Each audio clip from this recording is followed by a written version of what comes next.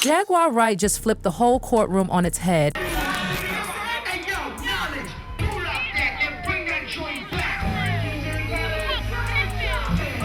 Have you ever been to a P. Diddy party? Yeah, many, honestly. And so, can you take us through, like, what goes on, like, when you were there? Money Right. and sex. Were you surprised that there were so many cameras in his houses? No! So let me ask you, when you hear that Cassie was told to hire male escorts to come in what they call freak-offs now, Yeah. is that something normal that happens in Hollywood? Yeah. Freak-offs. Hey, everybody know that. I've been saying it. So why does Puffy, why now? Why? Because he's the acceptable monster at this time. Like R. Kelly was the last time I sat on this couch. So who's next? Y'all don't see the lineup? Jay-Z is setting Diddy up. She came out swinging with a jaw-dropping revelation that left everyone breathless. Jaguar didn't just speak, she detonated. Her explosive claims that Diddy's infamous white parties weren't glamorous get-togethers, they were allegedly fronts. For what? Buckle up! She says they were disguises for an underground and a full-on trafficking operation. We're talking celebrity-studded freak shows that could rival the darkest Netflix documentaries. And y'all, this isn't just tabloid talk. What if the entertainment industry is nothing but a cover for a worldwide sex ring? Jaguar went further. She claims she rescued multiple women from these twisted so-called freak-offs. She says she knows their stories and their pain. This wasn't hearsay. This was raw, direct, and impossible to ignore. You fucking right, I go to Diddy Parties, which is where people like me step in.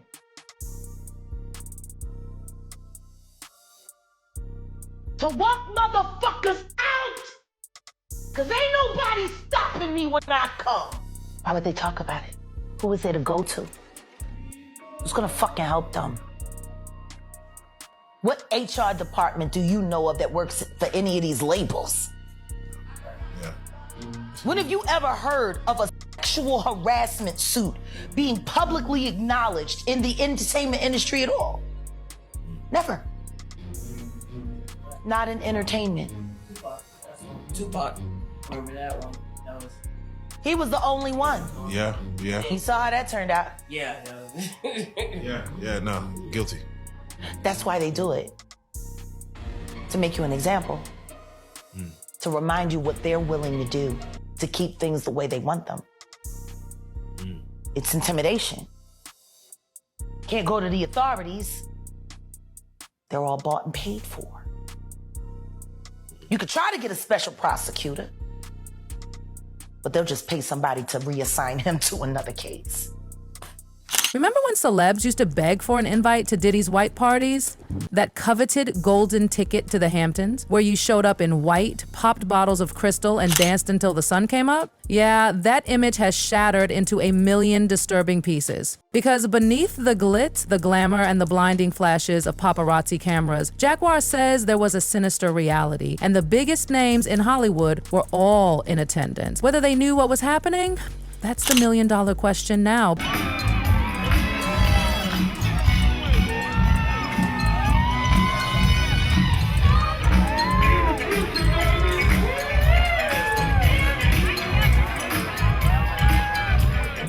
And everything.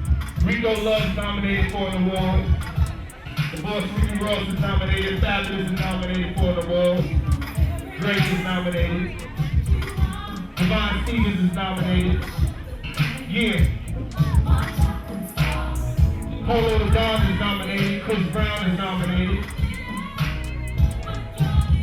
But now, and people are talking loudly, the word freak off isn't just slang anymore. It's a loaded term tied to women who say they were drugged, coerced, and abused in private VIP rooms and luxury hotel setups. Jaguar isn't alone. Other women say they were victimized even at the main white parties, not just the off-site horrors. The glittering events weren't always safe zones. Sometimes they were the gateway to something much darker. A woman named Latoya Grayson, who says she believes that she was drugged and assaulted at one of Diddy's parties in 2006. And Latoya joins us live now. This is her first time speaking out since filing this lawsuit just today. We're also joined by her attorney, Ariel Mitchell. I appreciate both of you ladies being with us on a Friday night. Latoya, I want to start with you. Walk us through what happened. I know that your sibling won a contest to go to a Diddy party. You flew out to New York. What happened from there, Latoya? Well, pretty much everything that happened is in the lawsuit. So I would encourage any and everyone that would like to know the information to read it. Yeah, I understand. And we've looked at the lawsuit today. I just wanted to hear from you what happened. I mean, because I can imagine you guys won the tickets to go, which must have been pretty exciting. You were in Oklahoma, right? Yes, sir. And so you flew to New York. Was it with your sister? Yes, sir. And were you excited? I mean, what were you thinking it was going to be like? Fun, hanging out, the normal parties, getting to take some pictures with some celebrities. Yeah, I would imagine getting to go to a Diddy party. I mean, now we know that, what was really going on allegedly, but I'd imagine at the time that would have been exciting to win that. Maybe you can explain what you are alleging in the lawsuit. So essentially, it's pretty easy facts. There was a nationwide contest that was promoted where you called in and won an all expenses trip paid to New York, which for anybody, a free trip to New York, even in today's time, will be a great value, a great trip. And then on top of that, the trip, you got to go to a P. Diddy party. So calling a radio station, I've called the radio station to win tickets, not a great prize like you would think she won back then. And this was, back in 2006 during the height of Diddy's career, during the height of Bad Boy Entertainment and the white parties. So that was part of the enticement, was to bring people who knew about these parties, who desired to go there, which is why it was such a successful contest. She went to the party, there was transportation that was arranged, hotels that were arranged, everything was all paid for, even transportation to the party. What I found to be concerning was that there was transportation to the party, but not from the party. And then at the party, Ms. Grayson alleges that, as you see in the lawsuit, and I want to start encouraging people to go read these lawsuits instead of hearing these sound bites that they see in the news or on social media, because before you go and start to make an opinion, you should go read these lawsuits. They are there, they are free, they are public record. But essentially, she was drugged. She woke up and was in the hospital. Her next memory was being in the hospital.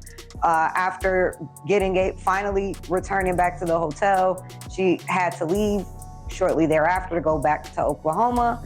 And then the next day, she received a call from an unidentified woman telling her that she shouldn't pursue anything against Diddy because it would be a waste of time. And it gets worse. Reports now say children were at some of these parties. Yes, children. Let that sink in. Before his arrest, disgraced music mogul Sean Diddy Combs was famous for holding his annual 4th of July party in the Hamptons. All of the well-known partygoers wore white, and it wasn't exactly a family-friendly event.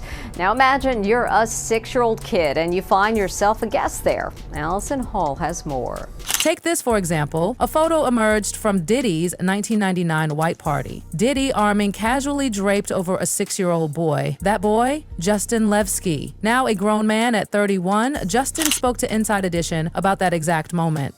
A snapshot frozen in time, but looking back, it sends shivers down your spine. He put his arm around me in an uncomfortable way, close to areas that you shouldn't as a grown man. He recalls what he saw at the party. So I remember marijuana and topless women. That's the two main things that I remember. How did a child end up there? His father, David Allen, was Diddy's go-to photographer. His mom, Maya, tagged along too. According to her, the party started out family-friendly, but then as the night deepened, the vibe turned runchy, disturbingly so. People were getting high. There were girls swimming topless, young-looking girls that were not dressed. We moved to another part of the house so that he wouldn't be exposed to what was going on. Eventually, Diddy set a curfew for kids. But seriously, the fact that one had to be implemented at all raises some serious red flags. The kids have like an hour left. So get extra comfortable, but this thing turns into something that when y'all get older, y'all don't want to come to. I think he's a monster. And now Houston-based attorney Tony Busby claims that over 120 people have come forward. The accusations? Diddy's to them. Our youngest victim at the time of the occurrence was 9 years old. We have an individual who was 14 years old. We have one who was 15. Did Diddy assault you in any way? When you say assault, I don't know the exact definition, but he put his arm around me in an uncomfortable way. Since Diddy's arrest back in September, it's been an avalanche. Lawsuits piling up, accusations stretching back decades, victims as young as 10 years old, and some of the claims as recent as 2024. Reporters tried to get a response from Diddy's legal team about any connection between the white parties and the abuse. Silence. Back in the day, Diddy was the party king. Birthday blowouts on November 4th, music award after parties, even charity galas were wild spectacles. But the white parties, they were on another level. We're talking Leonardo DiCaprio, Michael Jackson, Beyonce, Jay-Z, everyone. Champagne flowed like rivers. Dancers shot flames from between their legs. Sushi served off a naked woman. Clothes went missing. Celebrities ended up skinny dipping. To the outside world, it looked like heaven. But now, Jaguar says those guests are appearing on tapes surfacing on the dark web. First time I saw it was in a music studio. Damn. Like every other industry porn.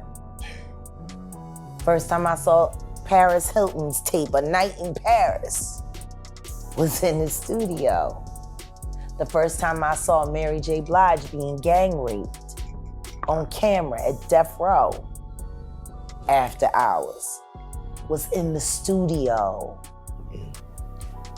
Why would all of this illicit be in a place where music is supposed to be being created, energy, why would all of that be happening? Why would these things be hitting there before they make it out there to the world? If it wasn't working hand in hand to begin with.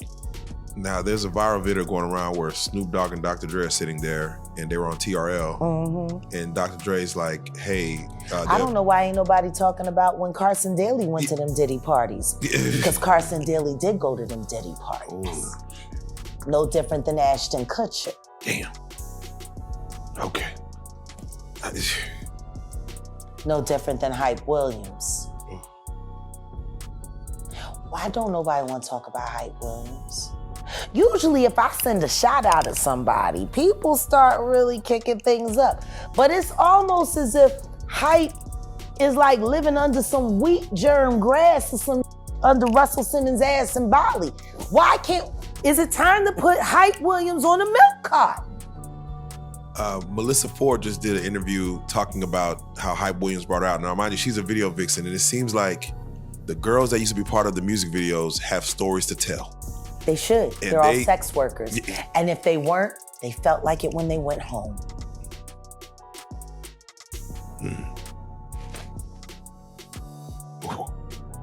I don't think you'll ever hear about a woman saying that she was assaulted. His thing was turning straight men gay. That was his thing. She painted a haunting picture, how hard it was for people to leave these parties once they realized something was off. You're trapped. The vibe shifts, and suddenly, you're not in control anymore. Bullying is one thing. This nigga is sick. I don't know. We're just talking about I don't know what that is. Assault. Somebody was just telling a story the other day, said they went to a Diddy party and they ended up getting drugged, and when they woke up, they seen him, he was going in on somebody else, and they was like, oh my God, what are you doing? He was like, this was you last night. Yeah, that happened. Yeah. Who's Yeah, let me ask you a question. This is just for you just running around drugging people, socking them in a jail and popping them in their ass. Like, what is going on? Damn, combo breaker. Jet, let me ask you the mentality, and I just want your psychology behind it. When we talked last time on the virtual, you mentioned who's on tapes and who got tapes out. Yeah. The purpose of having a recorded freak off. Yeah. What does that do for the male? What does that do for the female? Like, some females are cool with it. What is the thought behind that as far as, let's record this session and either rewatch, keep it for sale? Is it evidence? Is it just, like, what is the mentality behind having if you can the own visual someone's memory of it? sexuality, their vulnerability, if you can own that, you have the ability to control and manipulate that person. See, guys start off by saying, ooh, you sexy, man, I don't wanna watch porn, I just wanna watch us. See, that's the line. That's the line. Wouldn't you rather me be watching us than watching a bunch of other? See, the finesse, that fluff. You so sexy. Do you really want me watching anybody else but you? I could look at you all day. Vanity. See, make her feel special. Make her feel like she's the only, ooh, the object. Meanwhile, this nigga is sitting here thinking, so her daddy works at Sony and I need such and such's contract ended.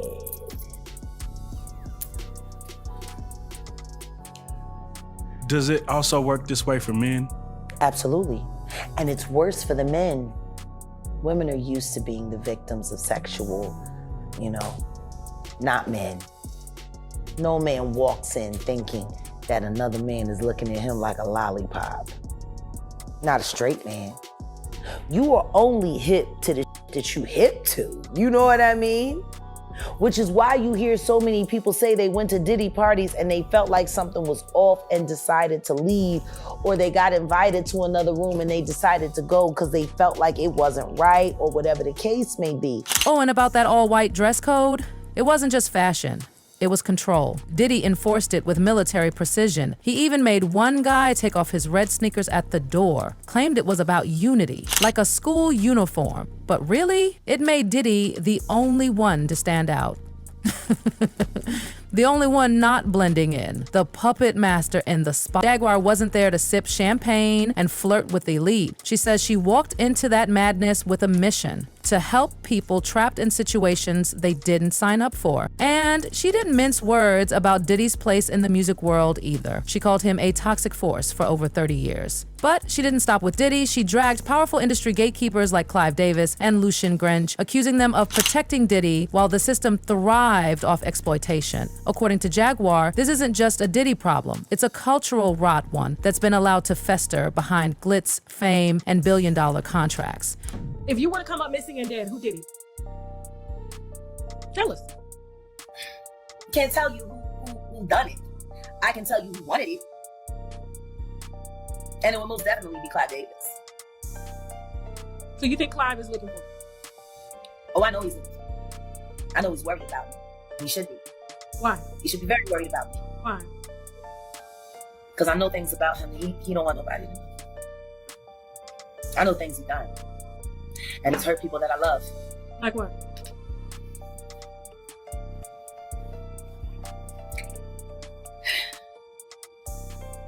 You know, what I will say is this. When you're the kind of manager that would pay your client to be quiet about a rate to save a tour, and then nuke their career, tell everyone that they're crazy, and ostracize them because they disagreed with being quiet about it.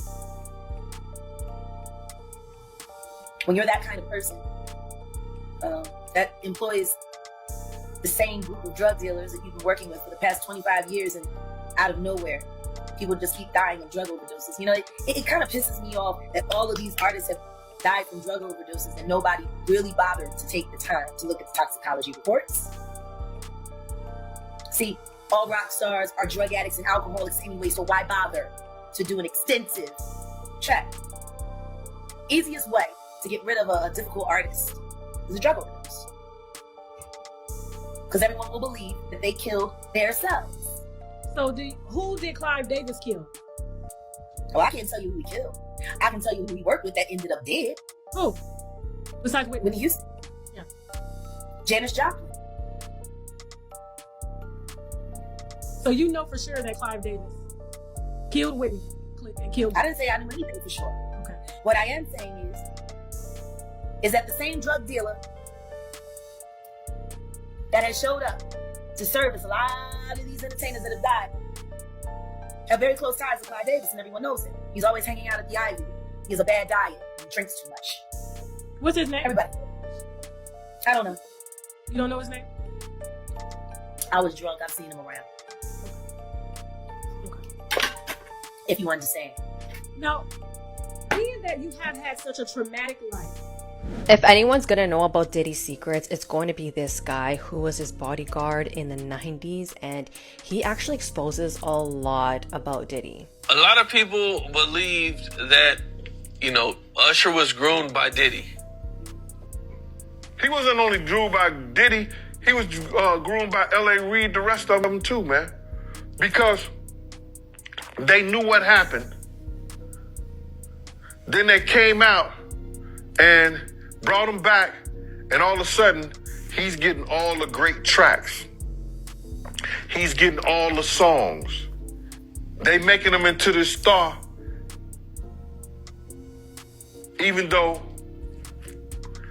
he may have been abused. He knew that Diddy was involved with other men, and he also witnessed the weird things going on in his house with young boys such as Usher. He claims that everything Diddy was doing to young boys actually happened to him by his mentor named Clive Davis. This man introduced Diddy to the music industry, and he actually came out as bisexual recently.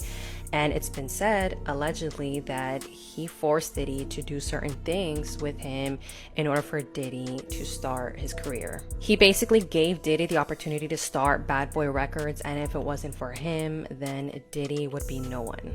Oh, and let's talk Lucian Graange. His name magically disappeared from court filings shortly after the Diddy case exploded. Coincidence? Many people don't think so. They believe Lucian used his executive clout to vanish from the narrative before it took him down too. Powerful men protecting each other. It's the same old story. Lucian Graange and Universal Music Group are now dropped from the Diddy lawsuit. Tyrone Blackburn dropped them from the lawsuit with prejudice after the attorneys for Universal Music Group and Lucian Graange said that the accusations were so offensively false that they plan to seek legal penalties directly against the lawyer Tyrone Blackburn and not even the accuser. And Little Rod alleged in this lawsuit that Lucian Graange sponsored and attended several Love album listening parties at Diddy's home in Los Angeles, California. And he alleged that these parties were sponsored by Universal Music Group and the defendants, and as evidence above, these parties had sex workers and underage girls present. And he went on to say, as a sponsor of these events, defendant Lucian Graange had a duty and an obligation to ensure that sex workers and underage girls were not present at these parties. And he also alleged how Lucian Graange would have known that Diddy was spiking these drinks. And in my opinion, this is sad to see because it's not like it's the lawyer's fault. This is coming from the accuser saying that these are things that he witnessed. So it's crazy to me that these lawyers for Universal Music Group and Lucian Graange were going to go after Tyrone Blackburn for what he put in the lawsuit. And I feel like the only reason that Tyrone Blackburn dropped them from this lawsuit is because he knows how good of attorneys these actually are, and they're backed by Universal Music Group and Lucian Graange, so there's some big money behind them. When Billboard reached out to Blackburn, he declined to answer specific questions about what led him to drop the case. I would strongly advise you not to reach out to me for any comment on any case that I have. I have no respect for you as a journalist. You are a mouthpiece for Diddy's attorney, Sean Hawley, and Universal Music Group. You should reach out to them for a comment. But Jaguar isn't just calling out individuals. She's demanding a complete overhaul of the music industry. Her message? This oppressive system has harmed our culture and society for far too long. It's time to stop enabling people like Diddy. Rumors swirled that the judge threatened to throw him out of court for allegedly trying to intimidate the jury. It's getting messier by the second. Sean Diddy Combs could be kicked out of the courtroom. That's the warning from the judge in Combs' sex trafficking trial to his defense team. And a highly anticipated witness who dated Combs in recent years testified yesterday under the pseudonym Jane and described a relationship fueled by drugs and sex. The music mogul has pleaded not guilty to the federal charges against him. CBS News legal reporter Katrina Kaufman listened as all of this unfolded, and a warning. These details are disturbing. She joins us now from outside the courthouse. Katrina, good morning to you. What did you hear from this witness, and why might Combs be removed? So, Errol, what happened is that during a previous witness, this is Brianna Bongolan, she's a friend of Cassie Ventura's, Sean Combs was nodding his head vigorously. He was looking at the jury. This was during a really intensive cross-examination that, in a lot of ways, was really a win for the defense. But what the judge told Sean Combs is he can't be making these expressions. He can't be looking at the jury. This can be too influential, Errol. And while a defendant does have the right to face their accuser, they can be removed from a courtroom for disruptive behavior. This would be a huge blow to Sean Combs and his team if he's taken out of that courtroom.